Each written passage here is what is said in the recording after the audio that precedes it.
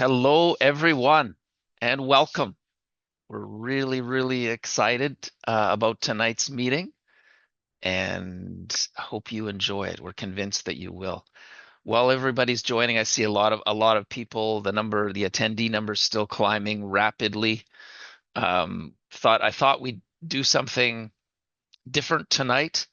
While everyone's joining, for anyone who has a show or a movie they've seen recently that they really enjoyed and would like to recommend to everybody so everyone can enjoy it, please go ahead and write that in the chat, and you'll see I put a few in there of my favorites, and Pierre did, and Craig did as well. So please feel free to add some of your own.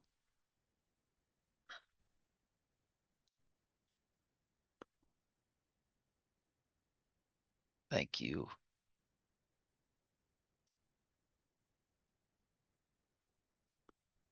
All right. All right. And I'll go ahead and do my intro. And the attendee numbers are still climbing, so we'll let everyone join in progress. But the most important part, of course, is Pierre's presentation, which is coming up quickly. I'll do some very quick updates regarding SMPTE Toronto. So thank you, merci to Pierre.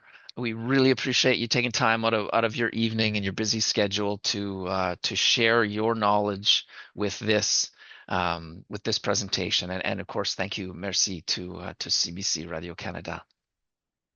Thank you to our sponsors, gold sponsors, Applied Electronics and TAG. Our SMPTE Toronto social meetups. We started in September. We really enjoy seeing all of you come out to these and enjoy discussing, catching up, talking about old projects and life in general over a drink and a bite to eat. And we'll keep doing these. Our next one is going to be in January, and we're going to try a different venue. So as well, if anybody has a recommendation on a venue, reach out to us, or you can write it in the chat as well. So we'll rotate the venues, and the date hasn't been set yet, but we'll send that update. And our LinkedIn page again, mentioned this before, but really good response to our LinkedIn page. We really appreciate that. If you're not following SMPTE Toronto on LinkedIn, please consider it. We would really appreciate it. And our boot camp, our SMPTE Toronto boot camp planned for May. We're all hard at work. Those of us involved in SMPTE Toronto, hard at work planning already, working on the venue, working on the details, working on all the information to distribute. So it's going to be focused on sports. The title is Game Changers: The Future of Sports Live Production and Fan Experience. So you'll see here all of the topics we're exploring to plan sessions on. So we really think you're going to enjoy it. So please stay tuned, and certainly we look forward to seeing you there. Also, SMPTE elections are coming up. So if any of you are interested in helping out with SMPTE Toronto, joining the board, or becoming a manager at large, please reach out. Um, it's a great way to give back to this industry, and we're we're a good group of people, and we have fun planning events. So if you're interested, we'd love to have you. In January, we are going to try something a little different. We are going to do a solution showcase. And normally we don't talk about or talk much about specific products, but this meeting in January, we're going to explore and find interesting solutions or products from vendors and allow them to come on and give a quick presentation or demonstration of their product or solution in the meeting. So it'll be a rapid fire, a bunch of demonstrations. We hope you'll find it interesting, and we're working on organizing that. So and just so you know, it will be sponsored. So these vendors that do decide to take part will be paying a sponsorship. So it'll be somewhat commercial in nature, but it's a way as well for us to raise a bit of funds to help keep SMPTE Toronto going and have pizza at our meetings. No one makes money at SMPTE Toronto. There's no salaries, right? It's all just to put on events. So yeah, yeah. If you're a vendor, please reach out if you'd like to present. If you know you're not a vendor and would like to suggest a solution that you think would be great for that, please let us know. So we'll try it out and we'll get everyone's opinion on what they think, and decide whether or not to do it again.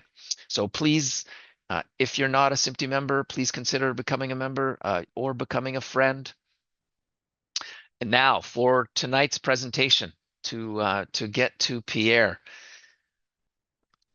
The subject of tonight's meeting, with HDR, do we need UHD 4K or is 1080p 60 a better option for now? So organized by Craig Jasmine and myself. And please post your questions and comments in the Zoom Q&A, and Craig will be monitoring that. The recording of this meeting will be available on the SMPTE Toronto YouTube channel.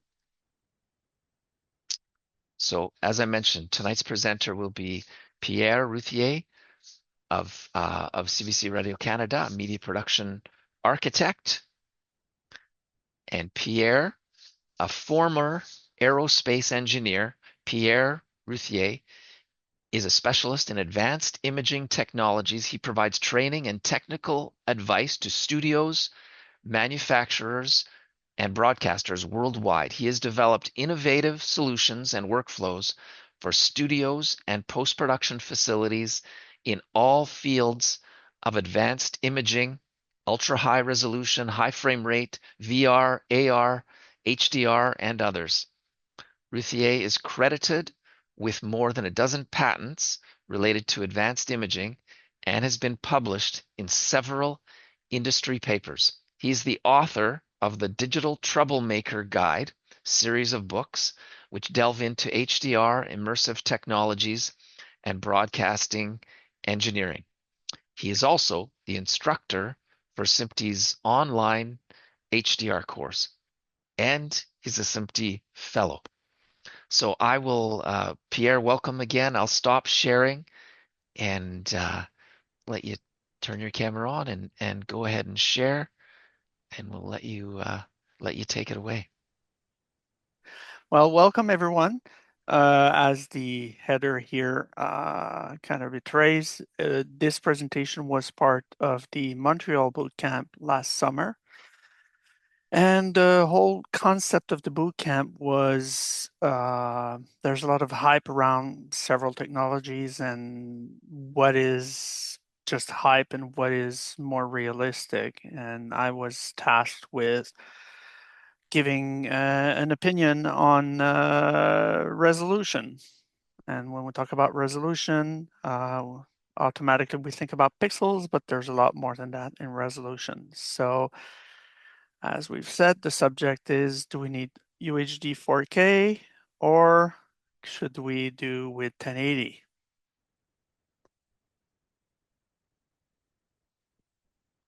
So first of all, when I talk about 1080 here, I really mean about 1080p. A lot of broadcast facilities are ramping up their production infrastructure, and many are now switching to IP, and if not even in SDI, moving into progressive as the production format. Doesn't necessarily mean that it's going to be distributed everywhere that way. Sports is still with ATSC 1.0 and 720p 60, normal television in 1080i, but these are not the only outlets for our content anymore. One of the things we're talking about at the CBC, for example, is that used to be television first, but now we have so much with Jam to TV, the web, that progressive is actually a production format now. And 1080i comes after that, not before. Many reasons why. Of course, you have more resolution, and the screen on which you're watching me tonight is progressive. In fact, we haven't had interlaced-based technology to present our content since the 1990s, when we had CRT TVs for the last time. So everything is designed for P, makes sense. And as we've experienced, transitioning into IP with 1080i was quite complex, and it's better to just make the move to 1080p. But that's not the subject of my presentation. I just wanted to emphasize that we're talking about progressive here. When we talk about resolution, it means many things. Spatial resolution is typically the one we hear the most about, but there's many other dimensions. The number of frames per second, the colors volume, and the compression. There's many things that will define the quality of the image you're experiencing, that you're living. The race has been for many years now one of pixels. So we haven't even finished implementing UHD, that we're now at 8K, and then even beyond that. There are reasons, of course. Increasing the density of pixels is an easier task than, for example, changing your display technology to exhibit more color or more dynamic range, or changing the way you clock your system to do higher frame rates, which also has challenges in production. But does that automatically mean that because you have more pixels, you have a better picture? Not necessarily. This is an example from tests I've done a number of years ago at the Winter X Games, and you can see here, basically to make sure that we do a fair comparison, we had two cameras on a stereo rig, but instead of left and right, one was UHD at 60 and one was HD at 120 frames per second, and they were catching the same motion as they were side by side. And what you can see is, and I'll put a little bit more emphasis here, the one in the bottom, which was HD at 120, due to the high temporal resolution, even though it has 1/4 of the resolution of the one on top, it is still much clearer. I can actually see number 168 on the snowmobile on the left-hand side. I can read clearly the sponsor Polaris, which is kind of important when you're doing sports, that you're able to read the sponsors properly. So basically that was part of a discussion about the difference between more frames per second versus more pixels per frame. And that dates, I mean, gosh, this is already 11 years ago. And we were already prompting the industry to say, wait, there's more than the number of pixels on the screen.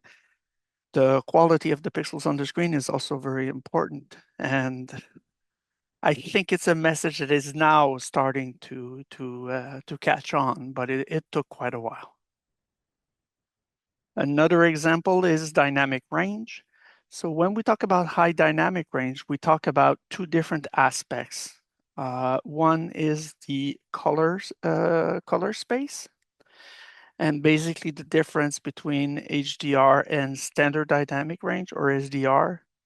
In HDR, you keep a lot more of the original color, so the color space is much wider. That's actually something interesting, discussion that I had with the host right before we came online, was that Simon Thompson at the BBC shared with me a slide where he was mapping the jerseys of the different football teams for the World Cup. And none of them were actually in 709. All of them were beyond, but they were still within BT 2020. So the color space of HDR, you could actually see the jerseys in their true color versus a lesser version in 709. So that's one dimension, the color. The second dimension is the amount of contrast that you will preserve. So how the ratio of the brightest highlights to the darkest areas in the image where you can still keep detail, we have a lot more dynamic range in HDR than we have in standard SDR. So the content of the spotlights will not be clipped anymore. You're going to be able to perceive more details in the dark. Well, it makes for better pixels. So that's the big question. Do we want more pixels or better pixels? So let's see what different companies are doing, different broadcasters. So I took just two examples here, Fox Sports, which did the Super Bowl in 4K HDR, and 4K is a bit of a marketing term. It's a misnomer because it's a theatrical resolution at 4096 by 2160, not necessarily the same resolution. Ours in broadcast is a little tighter than that at 3840. So Fox Sports, they did distribute in UHD-HDR, and CBS and NBC with NEP did the same for the PGA Tour. But in reality, they were both produced in 1080p and then upscaled only at the time of distribution. They were not produced natively in UHD. If you look, for example, here, the broadcast is available in 1080p and then available up to 2160p, which is our UHD HDR resolution, but it's upscaled from all of the production trucks are in 1080p. Why is it that it works like that? Well, the main reason, and this is another example here, the main reason is that UHD takes a lot of bandwidth. If you have, for example, um, 24 inputs, well, now in HD, now if you go to UHD, well, you're now down to 6 input because each input takes 4 times the bandwidth of your original inputs. So if you ask any technical director or any creatives covering a show like the World Cup of Soccer or the Champions League or something like that, and you say, do you want to have 4 times less camera but UHD, or you want to have 4 times more cameras? I mean, the answer is quite obvious. There's many other reasons why the situation is like that. A lot of the production trucks are not yet in IP. A lot of them are still in SDI, and the infrastructure is in 3G. So for UHD, you need 12G. So either you change the entire infrastructure or you chain your 3G into a quad format, and now you've lost 4 times. You divide your number of available sources by 4. So that's a lot of bandwidth. Another, depth of field, that's depth of field here. Sorry about that. Another interesting thing is a lot of people are very enthusiastic about cinematic type cameras. Those do present challenges when we shoot sports and things like that because the bigger sensors of those cameras, they create a very limited depth of field. So I did extensive testing with Disney ESPN on X Games winter and summer. And when you're far away with a mega zoom lens and you have a large sensor, sometimes it's difficult just to get the player in focus. Forget about the whole play field. Just a single player in focus is difficult. You can have the face in focus, but then the edge of the arms are going to be out of focus. So it's a really challenging situation. And the question is, do you want to have more pixels of blur, or a blurry image is going to be a blurry image. Motion blur, it happens because we have a limited number of frames per second, and our shutter speed cannot be faster than the number of frames per second, of course. So if we have an open shutter and we're shooting 60 frames per second, we're at 1/60th of a second per frame of exposure.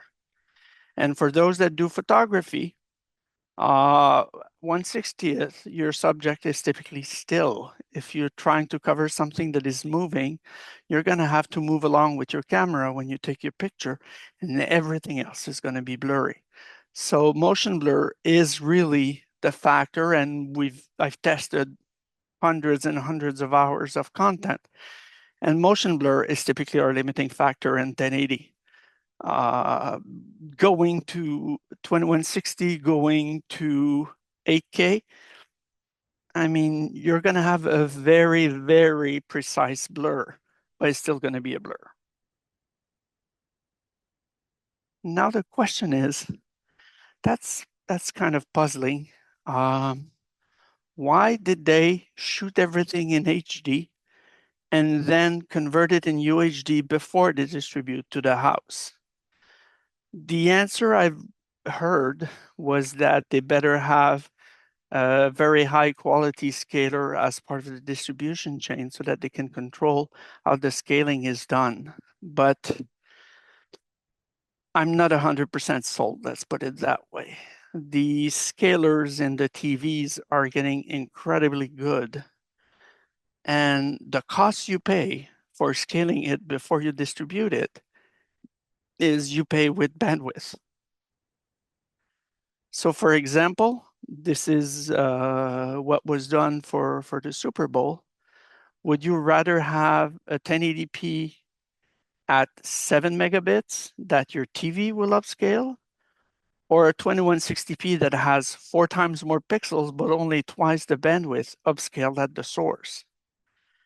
And to try to answer that, actually, I encoded for the boot camp in Montreal, I encoded side by side. So we had two images of the same soccer match, one which was 1080p at 7 megabits and one at 2160p at 14 megabits. And it would, I would say, probably, and these were all experts at the SMPTE conference, probably less than half could tell the difference. And only by being this close to the screen and really watching the pixels for several minutes before making their determination.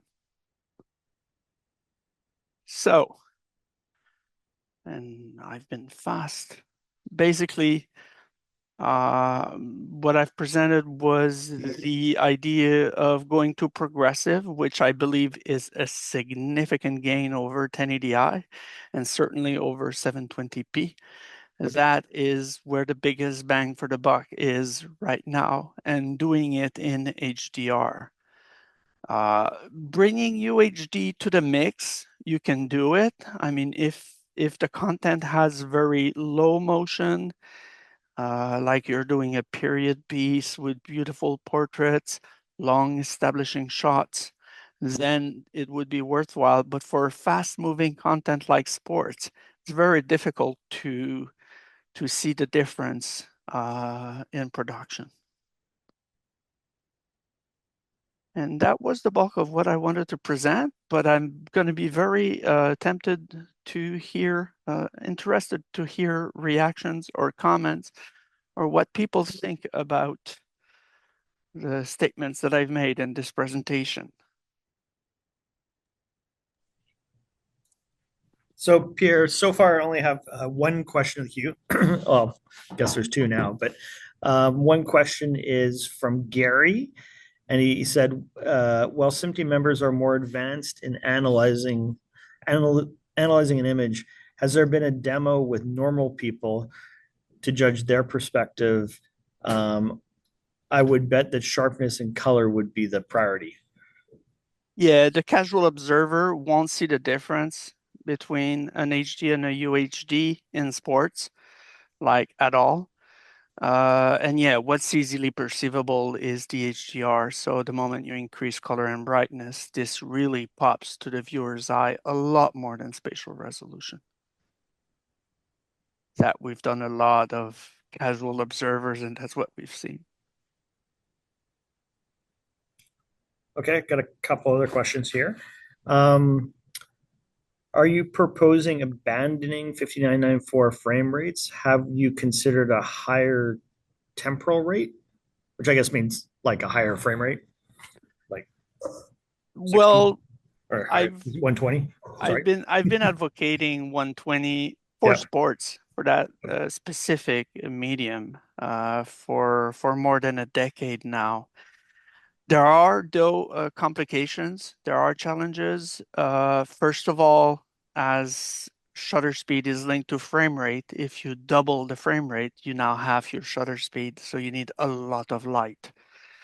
During daylight, it's not a problem, but I've covered some snowboarding events in the evening where we were competing with digital noise because at 120 or 1/240th of a second, that's not a lot of time to let the photons come in the sensor and register an image. Cameras have gone way better since then. So I think it is achievable. But I would say as a premium format, I would package 1080 with 120 with HDR any day uh, over UHD. Cool. Next question here I have is the comparison of an upscaler at a broadcast station versus the display itself is something that I was about to ask, especially now that we have AI powered upscalers in the market.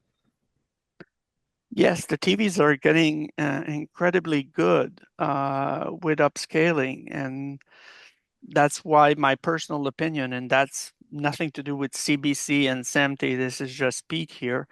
I'd rather let the TV do the upscaling and give it as much bandwidth as I can, so as little compression as I can to do its job. That would be my personal preference. Okay. Another question I have here is I understand that you're approaching this from the source side, but what are your thoughts on the impact of increasing the screen size, increased screen size in most people's home? Yeah, well, it's always a ratio. Basically, there's a certain angle that your eyes are able to resolve, and that's linked to the size of the screen and your distance to the screen, whether you can see the pixel resolution or not. I have nothing against UHD big screens. That's great. That's even more immersive. I just think that the content will not fill the huge container that you have in front of your screen due to motion blur. So it's great to have large TVs. It's great to have high resolution, super ultra high resolution. It's just very difficult to shoot content that will actually make a difference on that screen for pixel appreciation. Next question I have here is in your experience, how is live HDR experience on devices like tablets and phones? Is it noticeable versus like SDR? On the mobile devices, I would say that in the last 2 years, it's really, really noticeable now that we started to have social media accepting HDR format and presenting it on iPhones and tablets and on Macs. It's really, really noticeable. Ad people are also starting to get on the bandwagon, and then you scroll down and you see something in HDR, it looks great, and then you keep scrolling and everything looks grayish and boring afterwards. So it really makes an impact. So you really do notice on the smaller devices. All right, I'm Absolutely, gonna go to the chat now because there's a couple more in the chat. for sure. Um, Yeah. uh, Yeah, one, Craig, I'll yeah, I'll read. Thank you to okay, Dwayne Brown yeah, for commenting. fully endorsing. I'll say enthusiastically endorsing your assessment, Pierre. He says he's with MLSE at Scotiabank Arena. He said they've gone to 1080p 60 inside Scotiabank Arena and noticed the quality difference in our Oh, did we just? progressive LED displays. We intend to layer on HDR within the next 18 months. So Oh, that sounds good. great. Yeah.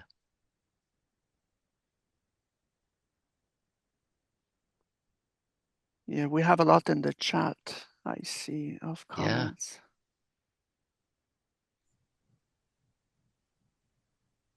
All right. I Well, see. I'll keep working my way through the chat here. Okay. The the reality viewed perspective, even accuracy enough, seeing 4K resolutions from where they set viewers. Like, I guess, do people even notice depending on where they're sitting? Yeah, I mean, it's interesting if you go to a big box store like Costco. It used to be, you remember, we used to say NTSC never twice the same color. And you would go in a store and see 15 TVs with 15 different views of the same channel that look completely different. Nowadays, the vendors have become a lot more savvy in their demonstration, and the TVs are not showing regular TV anymore. They're showing pre-made content made to highlight the strengths of the different display technologies. For example, they're trying to sell an OLED TV. You will have extremely high contrast and a lot of black in your images so that you can appreciate how black the black is on the screen. While the TV right next to it, let's say it's a quantum dot LED, will not be as good in the blacks. So instead, their presentation will focus on super vibrant colors and extremely bright because it's very good at producing peak brightness at 1500 nits, for example. We have the same with the demos of the content. It's typically very wide shots, very slow motion. It looks a lot like IMAX content. And IMAX shoots that way, especially because they have such high resolution. If you want to appreciate an IMAX movie, it has to be shot from far away and have very little motion. And so that's why those TV will showcase it like that. But take the same TV, connect it to a set-top box, and watch a hockey game. It's not going to be the same. All right, next one I got on the list here is, and I think we kind of already covered it. So I was just going to ask about 5994 and the future of frame rates. And I think you kind of covered that and said you kind of like 120, right? As your Yes, preferred, it's part especially of for sports, especially the for motion. it's part of the UHD standards, Hmm. so it's something that we could actually do when we get to UHD. The challenge right now is the legacy hardware that we have is not designed all for that. A lot of gaming systems will do it. So if you have a gaming monitor, you can go to the very high frame rate, which makes the experience more immersive. But on television with the ecosystem, it's a challenge. But I still believe that it could be a premium format that would trump spatial resolution.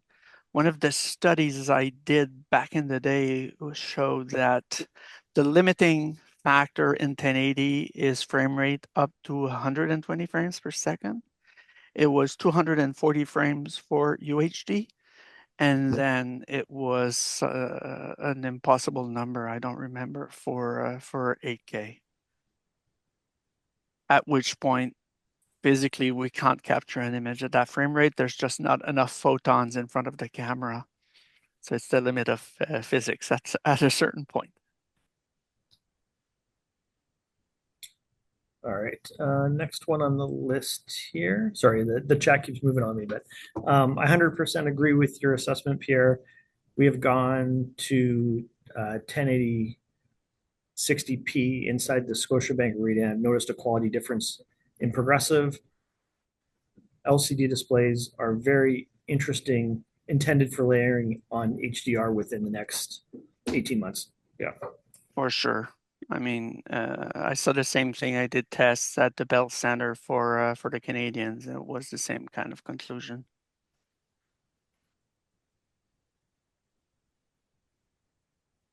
Next one I have here is, I believe the poor bandwidth compression is one of the greatest quality factors. If we looked at the loss of resolution and color due to the compression, it's horrible. I agree.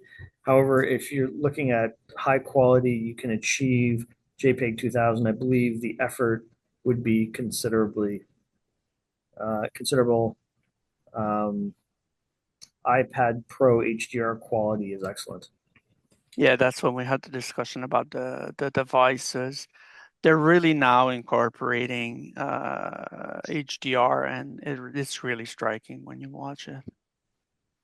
And the comment on compression, it's obviously a significant part of the equation. And that's one thing that's interesting with high frame rates is that you actually have more information and you can get better compression out of it than a lower frame rate with a lot of motion blur. So there are certain points for high temporal redundancy between your frames, less interpolation, and better quality out of your compression. Next question I have here is, what HDR format would you recommend in production versus distribution? HLG versus PQ, and high dynamic HDR formats such as Dolby Vision versus static HDR. Do you see keeping HDR metadata from the source to destination is a struggle? Strip it out Yeah. there, right? Yeah, that's a good question for my shameless plug of the HDR course we give at SMPTE. So I'll do my shameless plug first and then answer the question. If you're a member, the training is actually free, so you can register online and get the 6 hours HDR course, which answers a lot of this. Um, a lot of the HDR content, honestly, for live, we do not have dynamic HDR. A lot of the productions that are going live actually have an HLG workflow, and they only go to Dolby Vision or PQ at the very end. They will transform the content for distribution. The main reason being that it's typically for better control of the rendering intent on the consumer device, that the ecosystem, especially in Dolby Vision, is a lot more controlled than the ecosystem in HLG. So what we see in the market is people that the broadcasters typically gravitate towards HLG, which doesn't need to handle or manage metadata. And the studios tend to hone in on PQ and Dolby Vision because of the way they like to control the look of things on the TVs. Okay, great. All right, hopefully we didn't already cover this. I'm working with a major US network and lots of sports centers that are walking back 4K builds into their high-end production rooms and focusing on 1080p HDR across the whole facility. So that's kind of echoing what you're saying before, right? Yeah, I mean, you ask anyone, do you want to have more resolution with 4 times less cameras? And the answer is going to be obvious, always. Next comment is just the issue is 60 versus 5994, which is getting rid of the time night, which The time code which is problem. true, right? Like, the 1%, 3.2, all that crazy stuff, right? Yeah. Yeah. It's not going to change the images on the screen. We're not actually dropping frames. It's just a convention so that the time code stays on. So in a sense, it doesn't affect what you are seeing on the screen. It's not like we're truncating the image, but it is an annoying legacy, and it's sad that it's carrying over in next generation television as well. Last question in the chat, and then I'll go back to the Yep. Q&A. what are the production challenges for high frame rate live production, high frame rate cameras, course, but switchers, graphics, playback, etc. Yeah, you're doubling the bandwidth, so it is extremely challenging. Uh, so challenges in the production ecosystem is not yet equipped to do that right now. So we typically do it file-based, and then we post-process it and make a nice show and tell out of it. So I've done UHD 120, I've done HD 120 many times, but post-produced. Doing it live in a broadcast environment, the market is not there. And like I said, the other big challenge is if you don't have a lot of light, if you're working with natural light and all of a sudden there's a cloud coming up above, all of a sudden your image will get grainy, or at least it used to with the previous generation cameras. So it's a challenging thing, but I believe if we put ourselves in the shoes of the actual viewer, this is where you get the most bang for the buck. Craig, you're working hard tonight. I There's a know. lot of great questions. If you want me to spell you, just let me know, Craig. But Sure, you're doing a sure, no great job. worries. It's all good. All right. So next one I got is no to HDR and yes to high frame rate, which is you pretty much echoed that a couple times, right? Yeah. I would do both. Do Where both. I would go no is UHD. Okay. Right. Yeah. Right. But HDR is instantly visible, even without the high frame rate. This is something that pops into people's eyes. And if I gave the impression that a temporal is better than HDR, then I apologize and I will correct it right away. They're two different things. HDR has by far the biggest bang for the buck. So if you already go into HDR, it gives you an amazing experience. And if you then go to high frame rate, then you make it even more amazing. Okay. The next question is it appropriate for a production to use 4K for delivery? Oh no, 4K for production and then 1080p for delivery. Have you considered uh, there an advantage for this? Sure, but Sure. why? You're going to use 4 times more bandwidth. Your switcher is going to have 4 times less sources. You're going to create a lot of complexity in your production to then deliver a 1080 product. In my mind, that's not necessarily the best. But what you could do though is use a UHD capable camera, and the downscaling in the camera of the UHD to 1080 is going to give you a better image than a standard 1080 camera. So that does have benefits, but I would treat my production in 1080 still, but with super sharp 1080.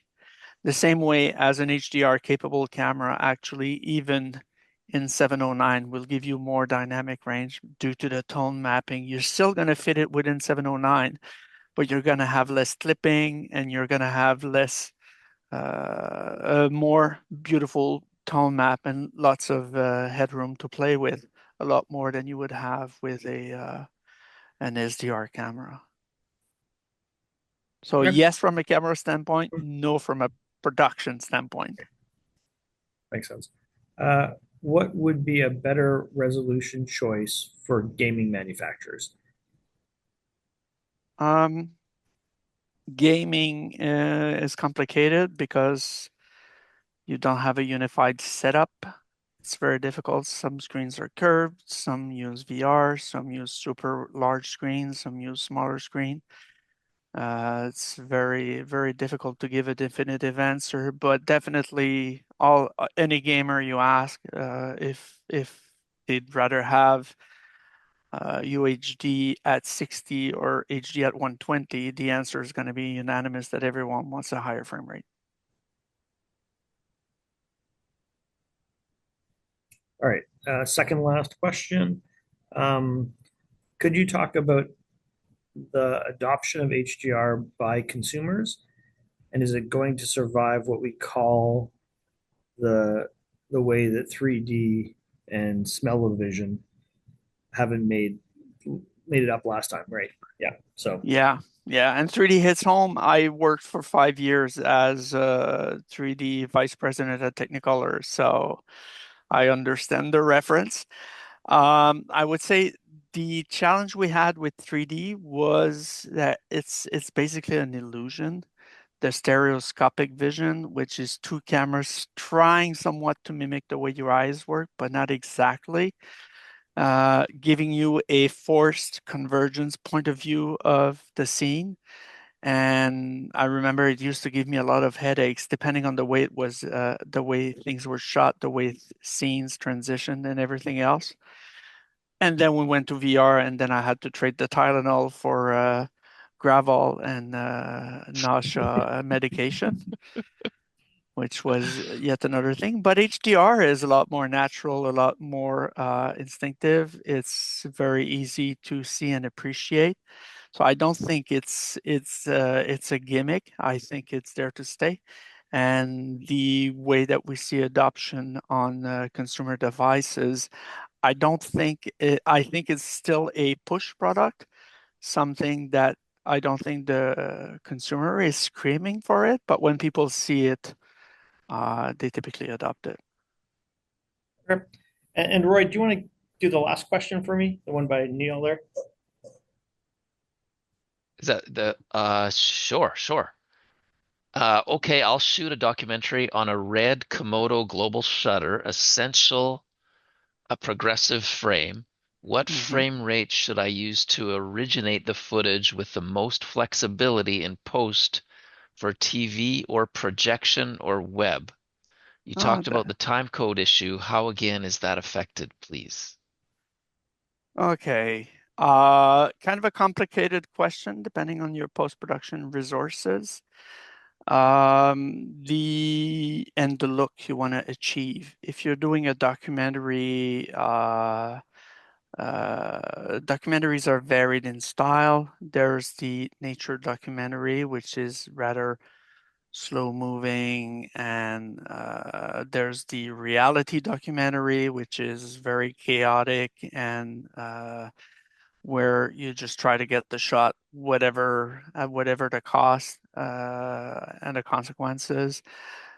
So, what type of documentary are you talking about? If you're talking about a documentary that is for beautiful images, scenes that invoke emotional responses and things like that, that is slow paced, you go for the highest spatial resolution that the camera can give you.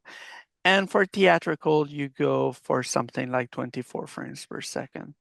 That gives you a very nice motion blur that helps you as a storyteller focus the attention of the viewer on what is in focus on the screen because your screen is very big and you have a lot of resolution. So you can use depth of field and motion to dictate where the user is going to watch.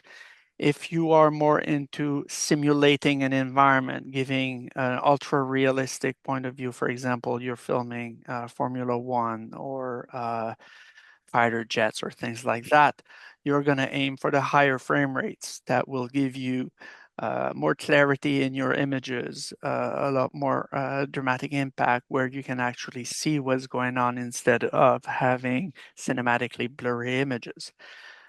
I've done experimentations in the past, and one of the things we did was using a 120 frames per second shutter. And then it's a multiple of 24, but you can't just take one frame out of every 5 frame because it will look stuttery because of the high shutter speed. So you have to then add optical flow based motion blur, which is a heavy computing process, but basically it takes an average of your 5 frames and interpolates what would be a motion blur if you want to deliver a 24 frames version. So it's not an easy question. It's a complex question depending on where your outlet is and what kind of content you're looking into. But that's kind of the leads I can give you at this point. Right. Excellent. Pierre, may I ask you a couple of questions? Absolutely. All right. So, bit depth. We haven't talked a lot about bit depth so far. So, is 10 bit enough in your opinion, and is it going to be enough for a while? Yes, so bit depth, for those that are less familiar, the amount of levels that you have to express your dynamic range from the darkest to the brightest. So it's 2 to the power of 10, or 12-bit, which is 2 to the power of 12, or traditional SDR television, which is 2 to the power of 8, so 256 levels. That's not a lot to express all of the subtle gradation between black and white. So in production, typically the recommendation I give to people is of 3 levels. 10-bit, which is the minimum for display preferred, which basically means an image that is made to be viewed as is on a certain display. You can get away with 10-bit with minimum banding or the artifact of seeing the levels. 12-bit for nonlinear encoding, so 12-bit for logarithmic capture, for example, with an ARRI camera. And if you're doing advanced visual effects and a lot of computer technology, then 16-bit linear gives you a lot of compatibility with the computer-based system for imagery. But it's a very hefty format. Yeah. And is it on that topic? Is it my understanding is that dramatic content delivery to like Apple TV or Netflix is generally Dolby Vision at 12-bit? Is that right? Yeah, they will get their digital distribution master at 12-bit and Dolby Vision, and then from there, that's considered as their mezzanine from which they then can downgrade the different distribution formats afterwards. Gotcha. And for live content, say for sports, for the video transport, the distribution feeds, th- my understanding is H.264 as a standard is only capable of 8-bit. Is that right? Or no? No, you You can can, do you can, you you can do can do 10? 10-bit. Okay. Okay. Okay. It's more about what equipment is out there in the market and Gotcha. and the set-top boxes and everything else. Gotcha. This Okay. is why it's easy for a streamer like Amazon to say, well, get our $99 Yeah. dongle, plug it directly in your TV, or a lot more of what we see, which is the apps directly integrated into the television. So you avoid the whole ecosystem and you can just upgrade the TV and be on whatever standard you want. You create your own standard without a problem. Yeah, for sure. Now I see we have a raised hand.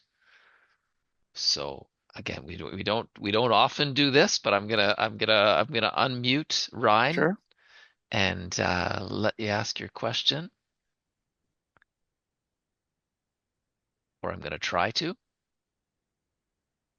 Okay, you should be able to go ahead now, Ryan, if you unmute mute yourself. Oh, I was having the chat was kicking back and forth, but I did type something in there. I just didn't know which process to take.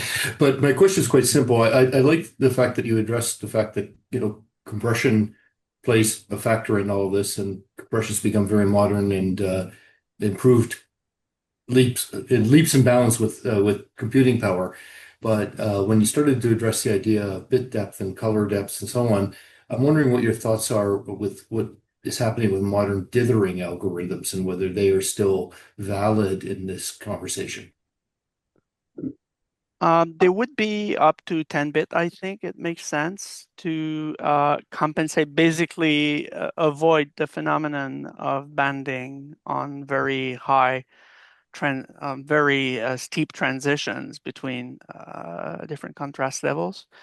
When you get up to 12-bit of bit depth, you're nearing the human eye perception. So there's less of a need for that, I would say, because you're not going to perceive the shifts in contrast with your normal vision if you use a proper transfer function. Like if you use Dolby Vision, for example, was specifically designed to create the gradients that are unperceivable by the human eye.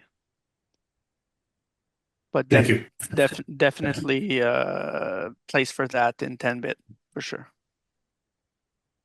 Right. Thank you, Ryan.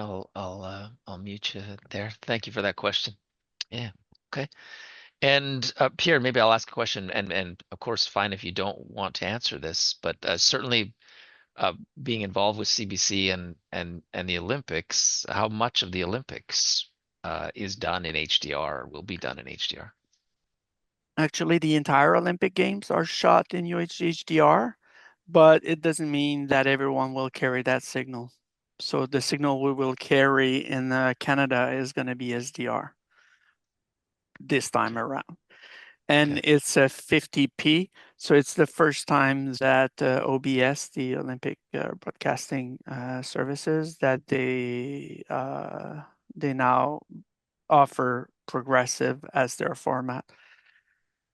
And they made an exception, I think, to carry still a bit of interlace, but that's the last Olympic Games. The next Olympic Games in the US will be 1080p 60 all the way as a minimum format, even in SDR. Gotcha. Gotcha. Okay.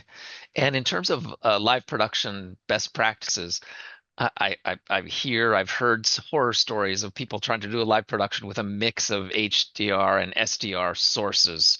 Right? Maybe if you could just talk about that, your recommendations for best practice. It's unfortunately very obvious. What happens is you can fake up to a certain point the color enhancement. You can extrapolate colors. That's doable, but the problem we have with SDR to HDR conversion is you cannot recreate missing information that has been clipped due to very bright highlights, and Right. that becomes incredibly apparent. Even I've seen, for example, skiing competitions where you can see the little portable action camera at the beginning, and basically the snowfield is just one white. And then you switch to the HDR camera, and then you see all the gradients, and you see, oh, the snow is groomed, and there's details in there and features, and Right. that you do not see with the other camera. So it makes it very obvious. It's very striking. So I understand the need for it, but it is obvious to the viewer. Yeah. Gotcha. Okay. And certainly the whole realm of gamma curves you've touched on and talked about. Um, is it true that some uh, networks for their production they'll have their own custom LUT and they create that?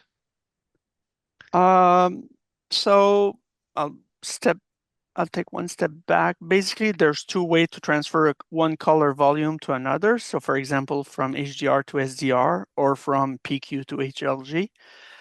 One is called a transform, which is a mathematical formula. So that gives you an exact answer, but that is cumbersome and computer intensive. So that's why we use 3D lookup tables, which is basically a table between 32 and 64 points in X, Y, and Z, and basically tells you if you're at this point in HLG, you're going to be at this point in PQ, and so on and so forth. And you're never exactly on the point. So then you have interpolation between the points and different interpolation techniques to say, I'm halfway between the 2 points, so I should be halfway my color value. So it's a more approximate method, but it's very fast, easy to implement in FPGA. The market right now, there's two, I would say, big leaders in a live production 3D lookup tables. There's the BBC that has their own lookup tables, and NBC in the States. And these are the two camps, if you want, with their own philosophies about how they want to shoot things and how they want things to look in SDR when they were shot in HDR. Gotcha. Excellent. Thank you, Pierre. Excellent Sure. stuff. You explained things so well and so clearly. Trying.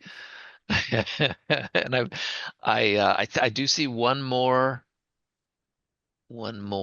question in the chat. What is the HDR UHD plan for this FIFA broadcast, the World Cup? I'm assuming they're talking about. Yeah, I haven't been part of that, so I can't say for the one in the US, but the last one in Qatar was UHD HDR, and then UHD HDR. Okay. downscaled for content distribution. Gotcha. Okay. Well, questions are still coming in. This is great. Okay. I see Keith Beaulieu. Question here. I'd like to hear about the true challenge of complete workflows for broadcasters. We talked a lot about frame rates and color depth, but general acquisition of content, file movement, storage, and processing gets infinitely more challenging and expensive for broadcasters to take on this new formats. Where is the fine line and what makes sense from a full broadcaster's perspective? Yeah, it is challenging. If I take the example of CBC in Montreal, the new Maison de Radio-Canada was done in 1080i, and we looked at shifting it to 1080p for the Olympics, and it's significantly challenging once you're equipped and you're set up to change every single step of the chain. And sometimes you have we have like 90% of the chain, but there's that last remaining 10% that makes it too challenging for this time. So when you invest in new technology, I would say don't be penny wise, pound foolish, and spend the extra dollar to get you all the way in so that you don't have those heartbreaking decisions later on. And I'll leave it at that. Yeah, good point. Good point. And thanks for that, Keith. And Mike, I think we've now set a record for the most questions Yeah, in it one of our actually just lasted longer than the presentation, which is good. yeah. That because that's the whole goal of the presentation is to raise awareness and discussion points. So Exactly. super Yeah. happy. Yeah. So great presentation and thank you everyone for the questions. Okay, I'll keep going. Next question I see here. Uh, Uh, I've heard from production people that they want the higher resolution for flexibility to be able to crop for portrait and landscape and not lose resolution. Care to comment? Yeah, so you can get different shot values or framing values from a single shot. That's not for live though. That's for post-produced content typically.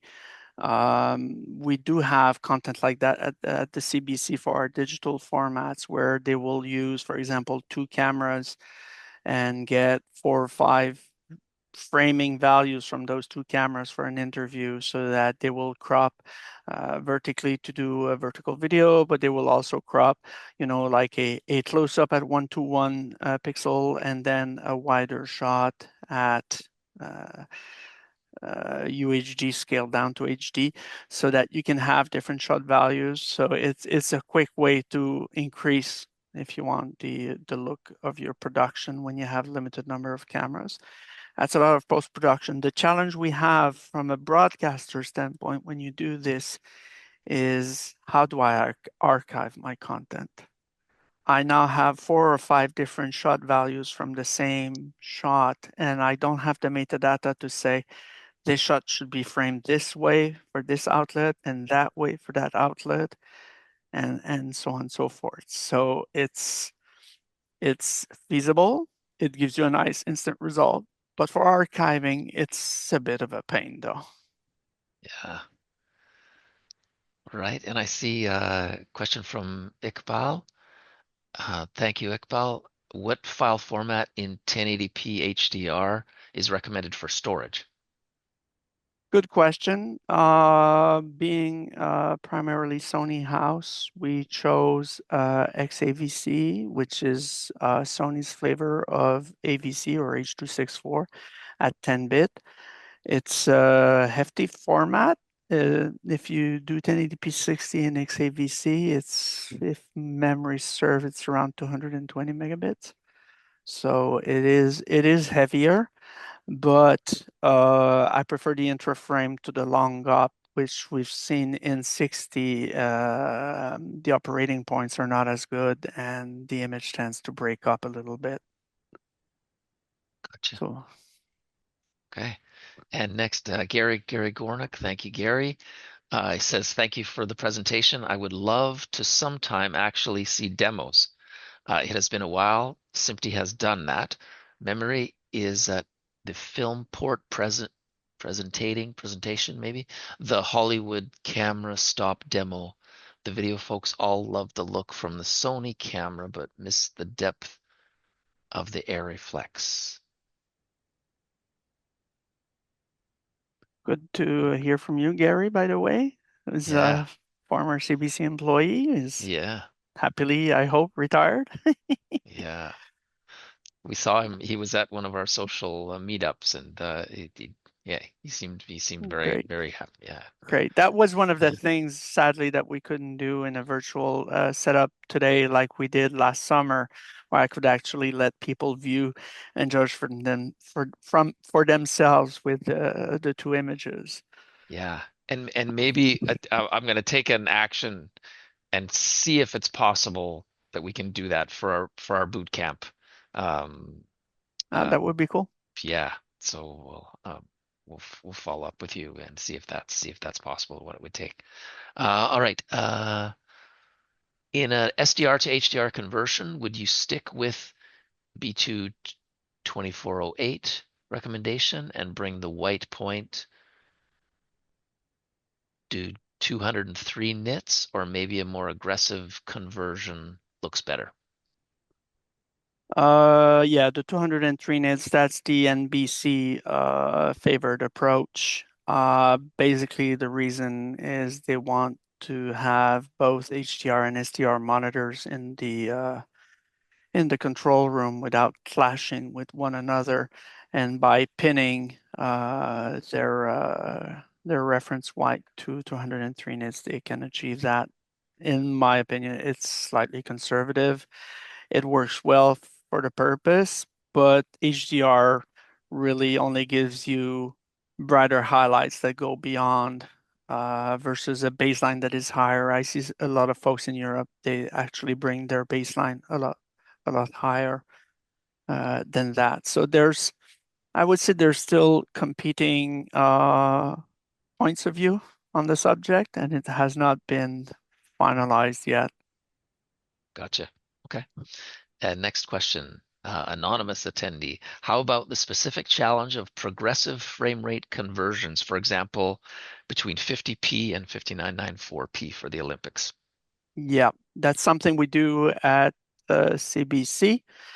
We have, it's not a product placement or endorsement, but we use the Alchemist from Grass Valley to do the frame rate conversion. It does require a bunch of frame rate converters, so that is definitely a pain to organize. But you want to make sure that you have motion compensation. If you just use a frame repeat strategy like you will get from a sub $1,000 device, you will get a very skippy image on the screen. It's going to be painful and uncomfortable to watch. Right. Yeah. Okay. And Guillaume question. In live HDR production, what luminance level nits do you target? 350 nits, 600 nits, 1000 nits? Consumer TV typically operates around 350 nits maximum versus typical 1000 nits broadcast monitor. So I guess that's for it infers where you put your peak white for the for your viewing. I would say the more recent 300 nits for HDR screens is a bit dated as information. The more recent technologies are actually quite aggressive. OLED will limit itself always because of the screen burn-in and the power consumption. So you can get on a high end 1000 nit. But if you take a quantum dot LED, it can easily surpass 1400 nits on the more recent monitors. So for future compatibility, it's better if you grade with at least 1000 nit as your peak. Gotcha. Gotcha. Okay.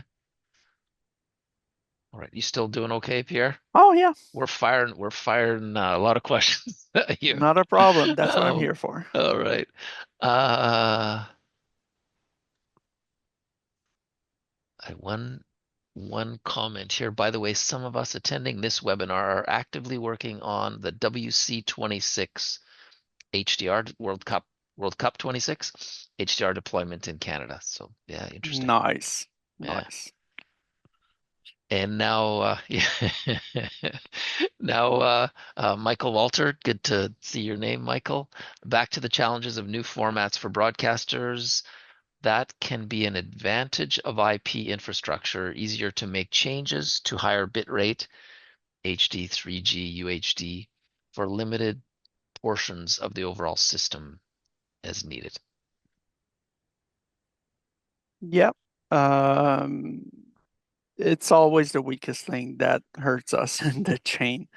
There's depending on the way you're built, like we can do 1080p 60, but there are certain parts of the chain like the graphics work, but then the replay system gives us less replay functionalities, or we have less replay systems if we use UHD, so then it becomes a problem, or if we use 1080p instead of 1080i. So yeah, it's when you look at the whole chain, like I said, make sure if you switch to IP that you go for 1080p 60. That would be my advice. Gotcha. Gotcha. Okay. This might be the last question now. Wondering if the video motion blur is able to be compensated by AI in the future. Good question. The motion blur is actually a function of the frame rate. So you can remove it, but if you have a low temporal resolution and you remove frame rate, you're going to have a very juddery action on the screen and it's going to be unpleasant to watch. So instead of just removing motion blur, you also need to add more temporal frames. So you need both temporal interpolation and motion blur reduction for it to look good. And then you go into artistic preferences. And this is where it becomes challenging. Like some directors will be furious at a television that does that because we do have like smooth motion and whatever marketing names they come up on the TVs for temporal and motion compensation. And that's why you have the filmmaker mode now on the TV. So if you want to watch the movie the way the director approved it, then you put it in filmmaker mode and it deactivates all of those things. But for sport, yeah, I definitely think an increase in temporal resolution, even if it's done by the TV with a reduction in motion blur accompanied with it, it gives you a more immersive experience for sure. Right. Yeah. Interesting. Interesting. Okay. Keith Beaulieu, Rogers, thank you for another question. For deep archive of content, which would only be restored for a rare occasion? What would you say about archiving as an H.264 format to help reduce the ever-growing costs of media expansion if it isn't a final finished program, but more elemental like an interview or news clip? Again, where is the line and how does it matter if we compress from a MES file? Um, well, for us, we're archiving in H.264 as XAVC is an H.264 codec. I think it's more about the bit rate that you're going to choose and the bit depth, because you can also compress H.264 in 8-bit if you wanted to. Um, these are difficult choices. It depends on what you're doing. For example, some of our uh, digital media people, they like to shoot at lower frame rates because they like the look and feel of the cinematic experience. So that helps us in the sense that it creates much smaller files. So if they shoot in 1080p 2997 for their sit-down interview, it's not a problem because this is not fast motion sports. This is a sit-down interview, and it's half the bandwidth for archiving. So that's good for us as well. But outside of that, how aggressive you want to be, my position's always been that I want to make sure that when I archive something, it looks at least as good as the way it was originated. And if I can make a visually lossless compression, I'm not saying mathematically lossless, but visually lossless compression, then I will go for it. But if we start to introduce artifacts, then depends if you have a business case or not, if it's a high value content or not for you. I mean, there's different archiving strategies. It's hard to provide a single answer to the question. Yeah. All right. Looks like the last one now, and maybe a good way to sum things up. From Martin Perceau. And hey, Martin, good to see your name. In the end, what is the viewer benefit? Yeah, exactly. And that's where hopefully we're going for the biggest bang for the buck of the viewer.